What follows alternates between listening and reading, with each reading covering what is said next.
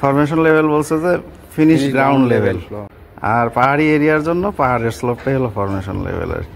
খেয়াল করো, তাহলে অনেকে বলতে পারে যে নিচু জায়গা হলে কি করবো 3-4 ফিট নিচু, সেই উত্তরটাও দিচ্ছি দাঁড়াও। তারপরেরটা দেখো, গ্রেড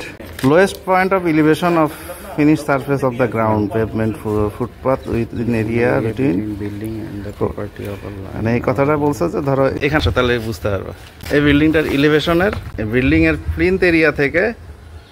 বিল্ডিং লাইন থেকে 1.5 মিটার অথবা হলো প্রপার্টি লাইন মানে বাউন্ডারি লাইন এর ভিতরের যে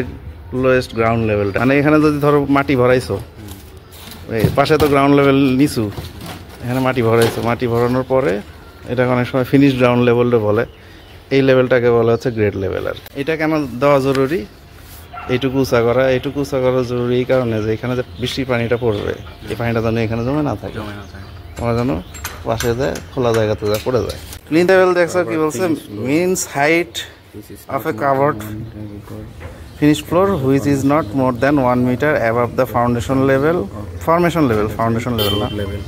1 meter above formation level or 1.85 meter from the crown of adjacent road level.